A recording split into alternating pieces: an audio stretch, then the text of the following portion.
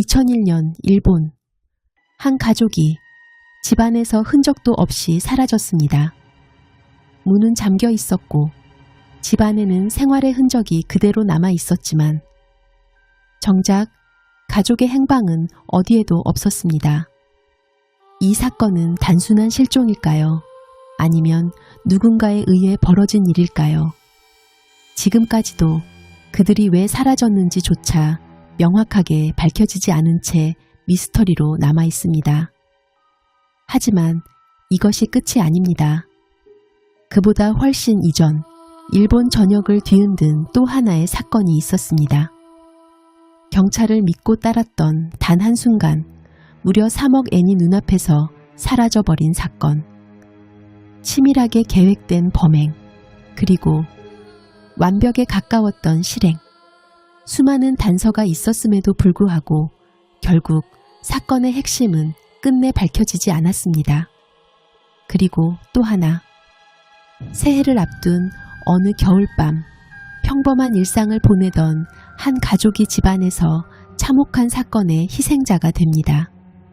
현장에는 분명히 범인의 흔적이 남아 있었고 수사는 대대적으로 진행됐지만 결국 그 누구도 범인을 찾아내지 못했습니다. 이 세 가지 사건의 공통점은 단 하나. 모두 실제로 일어났고 지금까지도 완전히 해결되지 않았다는 것입니다. 오늘은 일본에서 실제로 발생한 가장 기묘하고 가장 소름 돋는 미제 사건 3가지를 모았습니다.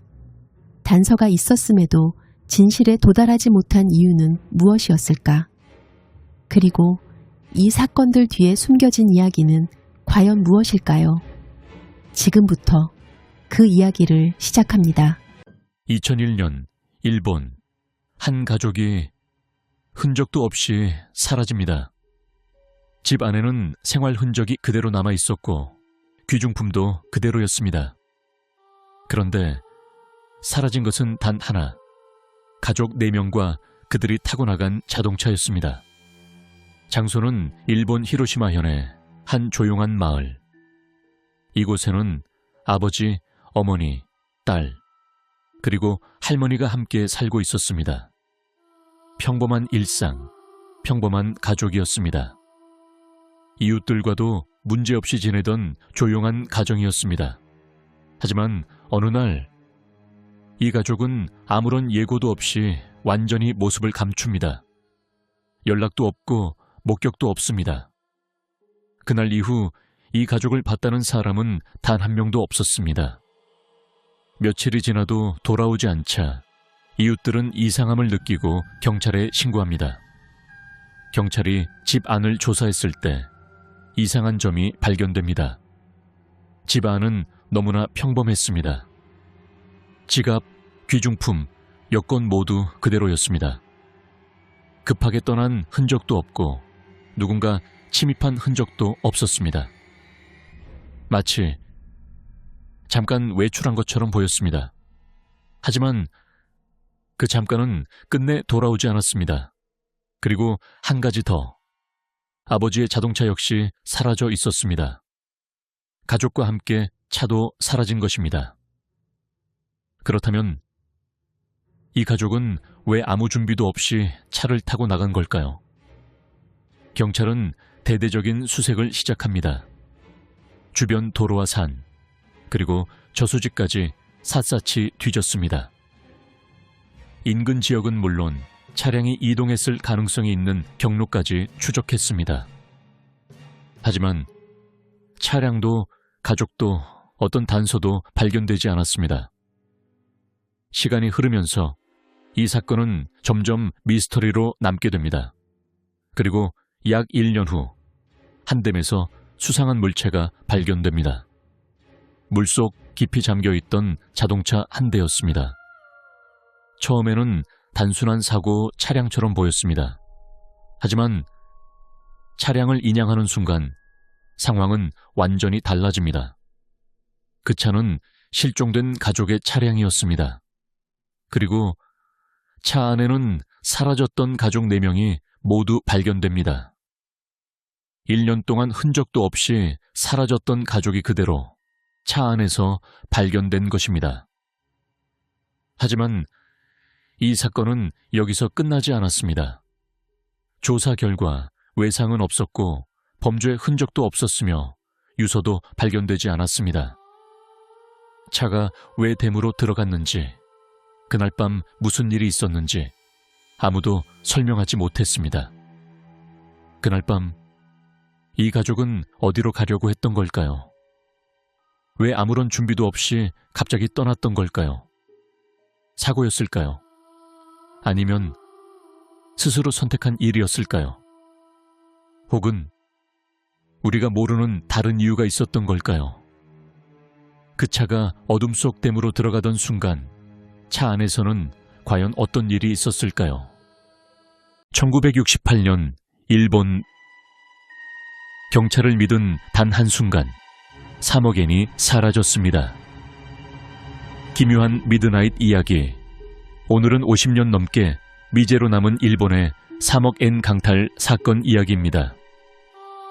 1968년 12월 6일 일본 신탁은행 고쿠분지 지점장 앞으로 우편물 하나가 도착합니다. 편지의 정체는 다름 아닌 협박 편지였습니다. 편지에는 다음날 오후 5시까지 여성은행원 혼자 지정 장소로 300만 엔을 가져오지 않으면 지점장의 자택을 폭파하겠다는 내용이 담겨 있었습니다. 깜짝 놀란 지점장은 즉시 경찰에 신고했습니다. 다음날 은행원으로 분장한 여성 경찰관이 협박범의 지시대로 지정 장소로 향했습니다. 주변에는 약 50명의 경찰관이 그 일대를 잠복하고 있었습니다. 하지만 어째서일까요? 편지와 달리 범인은 나타나지 않았습니다. 더구나 지점장의 집도 무사했습니다. 모두가 누가 장난치는구나 라고 생각했습니다. 그런데 4일이 지난 12월 10일 오전 9시 15분 일본 신탁은행 고쿠분지 지점의 현금 수송 차량이 후추시의 도시바 공장으로 향하던 중이었습니다. 이 차량에는 도시바 직원들에게 지급될 보너스 약 3억 엔이 실려 있었습니다. 불과 4일 전 협박 편지를 받았기 때문에 혹시 모를 상황에 대비해 보안은 더 강화된 상태였습니다. 신탁은행은 보안 요원을 4명으로 늘려둔 상태였습니다. 처음에는 괜히 겁을 먹었나 싶을 만큼 모든 것이 순조로웠습니다. 차량이 도쿄 후추 형무소 앞을 지날 때까지만 해도 아무런 문제가 없었습니다. 그런데 그때 갑자기 경찰 오토바이 한 대가 나타났습니다. 현금 수송 차량이 형무소 뒤편 학원가로 들어설 무렵이었습니다. 경찰 오토바이는 엄청난 속도로 현금 수송 차량을 따라잡았습니다. 그리고 오토바이에 탄 경찰관이 왼손을 들어 차량을 정차시켰습니다. 운전자는 어리둥절했습니다. 처음엔 교통 단속인가 싶었지만 문제를 일으킨 적도 없는데 경찰이 차를 세웠다는 점이 이상했습니다. 당황한 운전자가 창문을 열고 물었습니다. 경찰관은 이렇게 말했습니다. 경찰서로부터 긴급한 연락을 받고 왔습니다. 지점장의 자택이 폭파되었고 이 차량에도 폭탄이 설치되어 있을 가능성이 높습니다. 그리고 조사를 해야 하니 하차해달라고 요구했습니다. 운전자는 어제 점검을 마쳤고 폭탄 같은 건 없었다고 말했습니다. 뒷좌석의 보안 요원 2명도 차 내부를 확인했지만 폭탄은 발견되지 않았습니다. 그러자 경찰관은 차 밑에 숨겨져 있을지도 모른다며 어서 하차해달라고 재차 요구했습니다. 결국 은행 보안 직원들은 만일의 상황에 대비해 차 밖으로 나오게 되었습니다. 협박 편지도 있었고 경찰이 직접 나타났으니 의심은 들었지만 어쩔 수 없었습니다. 이때 운전자는 시동은 끄고 키는 그대로 둔 채 차에서 내렸습니다. 경찰관은 차 앞으로 이동해 보닛을 열고 엔진을 점검한 뒤 마지막으로 차량 아래를 수색하기 시작했습니다.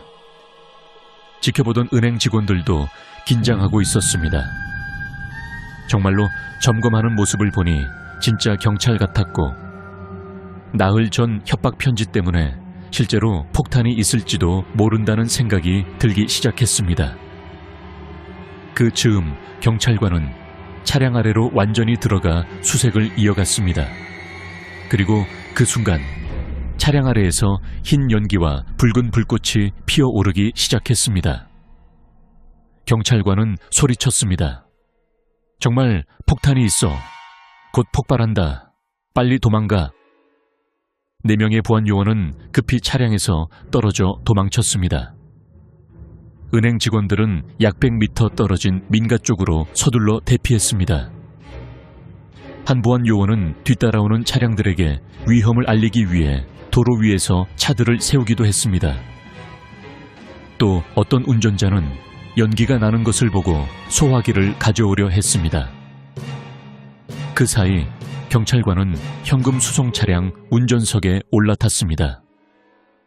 그리고 시동을 걸고 차량을 직접 몰아빠르게 현장을 빠져나갔습니다.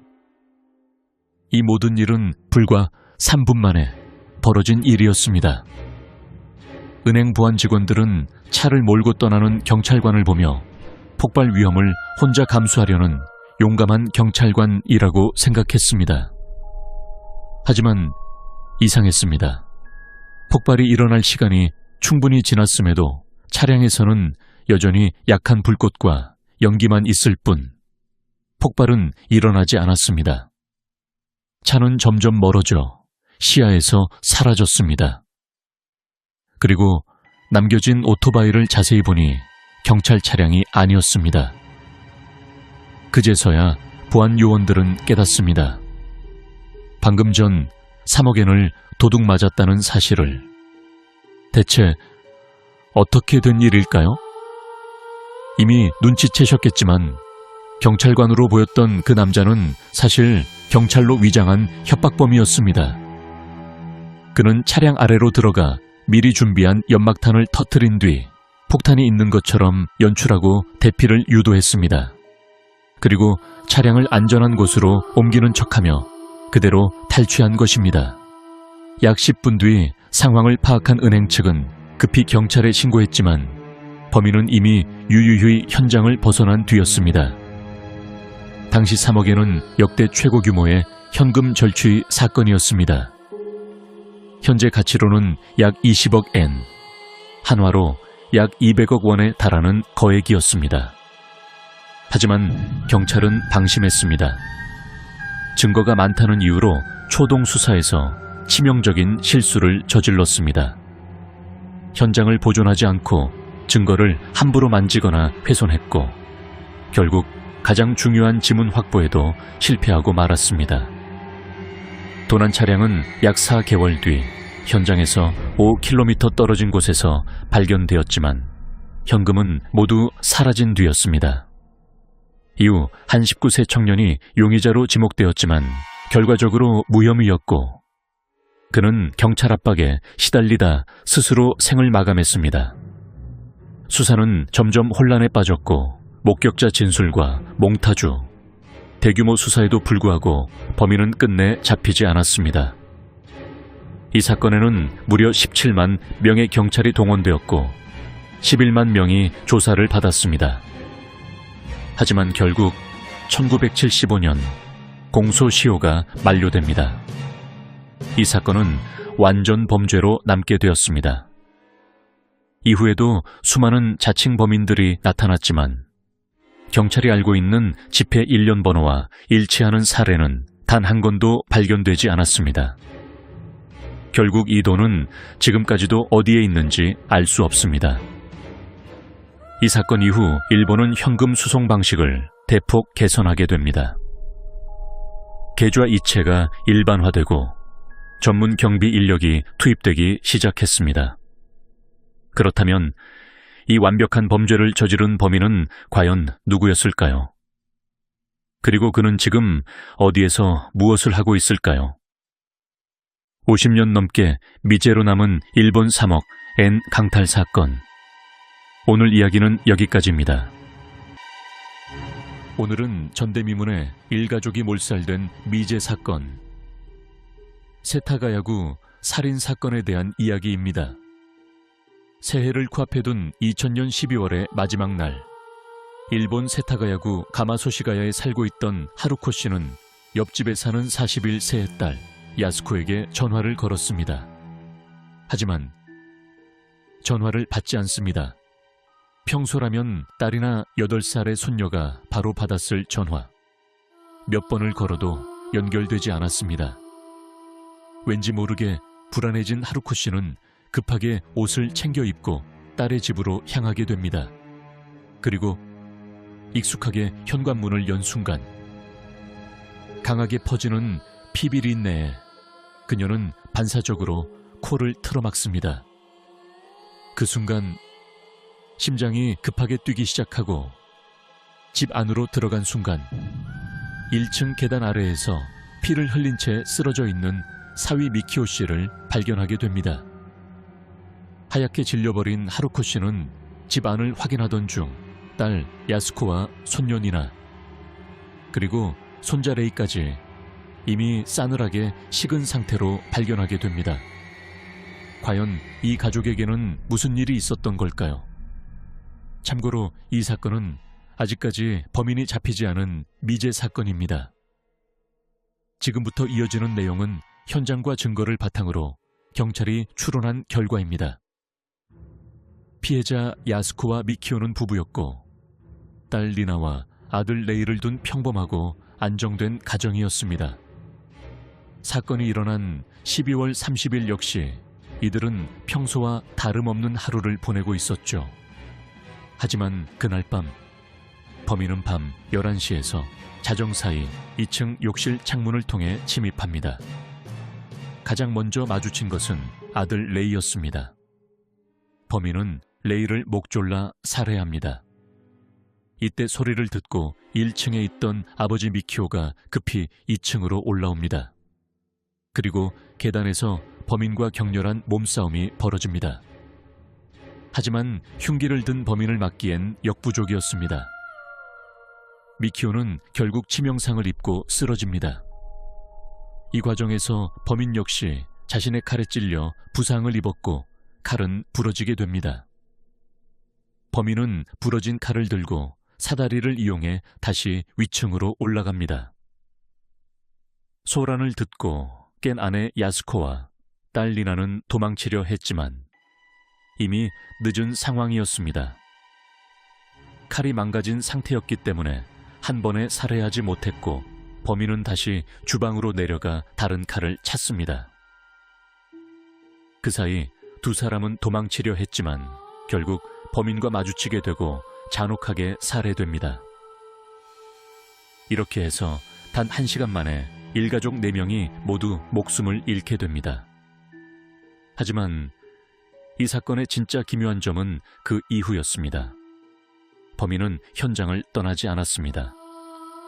냉장고에서 아이스크림과 보리차, 과일을 꺼내 먹고 컴퓨터를 켜 인터넷을 사용합니다. 구급용품으로 자신의 상처를 치료하고 화장실에서는 대변을 보고 물을 내리지 않은 채 그대로 두었습니다. 심지어 소파에 누워 잠까지 잔 것으로 보입니다. 현장에는 먹다 남은 음식, 인터넷 사용 기록, 지문과 혈흔, 그리고 범인의 물건들까지 그대로 남아 있었습니다. 티셔츠, 외투, 장갑, 신발, 목도리, 손수건과 흉기까지 마치 잡아봐라 라고 말하는 것처럼 모든 것이 그대로였습니다. 이 정도라면 범인을 잡는 것은 시간 문제처럼 보였습니다. 실제로 경찰도 그렇게 생각했습니다. 지문과 DNA 분석 결과 범인은 전과가 없는 인물로 보였고 키 약 170cm, 전후 15세에서 35세 사이, 오른손잡이 혈액형 A형까지 특정됩니다. 하지만 어째서인지 그 어떤 기록과도 일치하지 않았습니다. 수사는 점점 막혀갔고 결국 사건은 미궁 속으로 빠져들게 됩니다. 그때 들어온 하나의 제보. 하루코 씨가 일가족을 발견한 날 오후 5시 20분경 세타가야에서 약 3시간 떨어진 도브니코역에서 오른손에 깊은 상처가 있는 남성이 목격됩니다. 이 남성은 영무원에게 치료를 받았고 상처의 이유를 묻자 열차에서 칼을 떨어뜨려 손을 베었다고 설명했습니다. 하지만 경찰은 이미 확보된 증거로 범인을 곧 잡을 수 있다고 판단해 이 제보를 넘겨버립니다. 결과적으로 이 판단은 결정적인 실수가 되고 맙니다. 시간이 흐른 뒤 다시 조사했을 때는 이미 너무 늦어버린 상태였습니다. 그리고 사건 발생 100일 후 현장 근처에서 지장보살상이 발견됩니다. 이 불상은 사건 현장을 정확히 바라보고 있었고 누가 가져다 놓았는지는 끝내 밝혀지지 않았습니다. 그리고 사건은 또 다른 방향으로 흐르게 됩니다. 범인의 국적에 대한 논란이었습니다. 현장에 남겨진 신발과 가방, 특히 신발은 영국 브랜드 슬레진저 제품이었는데 이 모델이 당시 한국에서만 생산되었고 280mm 사이즈는 일본에서 판매되지 않았다는 주장이 나오면서 논란이 시작됩니다. 가방 역시 한국에서만 판매된 제품으로 알려졌습니다. 이로 인해 범인이 한국인일 가능성이 제기되었고 2005년 DNA 분석 결과가 공개되면서 이 가설은 더 주목받게 됩니다. 분석 결과 북에는 아시아계, 목에는 유럽계로 나타났고 특히 북의 DNA가 한국인에게서 발견될 확률이 더 높다는 이유였습니다. 하지만 이 주장에는 여러 문제점이 있었습니다. 신발과 가방 모두 일본에서도 유통된 사실이 확인되었고 무엇보다 한국은 주민등록 시 지문을 등록하기 때문에 지문만으로도 신원 확인이 가능한 나라입니다. 그럼에도 불구하고 일치하는 인물은 단 한 명도 발견되지 않았습니다. 결국 한국인 범인설 역시 명확한 근거 없이 힘을 잃게 됩니다. 수많은 단서와 증거, 그리고 끝없는 가설들. 하지만 그 어떤 것도 범인을 특정하지는 못했습니다. 범인은 집 안으로 침입했고 가족을 모두 살해한 뒤 그 집 안에서 시간을 보내고 사라졌습니다. 수많은 흔적을 남긴 채 그리고 지금까지도 단 한 번도 잡히지 않았습니다. 2000년 이후 이 사건은 여전히 미제로 남아 있습니다. 이 사건들은 지금까지도 완전히 해결되지 않았습니다. 단서는 분명히 존재했지만 결국 진실에는 도달하지 못했습니다. 여러분은 어떻게 생각하시나요? 이 사건들 뒤에는 우리가 모르는 무언가가 있었을까요? 아니면 이미 밝혀졌어야 할 진실이 어딘가에 묻혀 있는 걸까요? 비슷한 미제 사건들은 지금 이 순간에도 계속해서 남겨지고 있습니다. 앞으로도 실제로 일어난 미스터리 사건들을 계속해서 다룰 예정이니 관심 있으시다면 구독해 두시면 이어서 보실 수 있습니다. 지금까지 기묘한 미드나잇 이야기였습니다.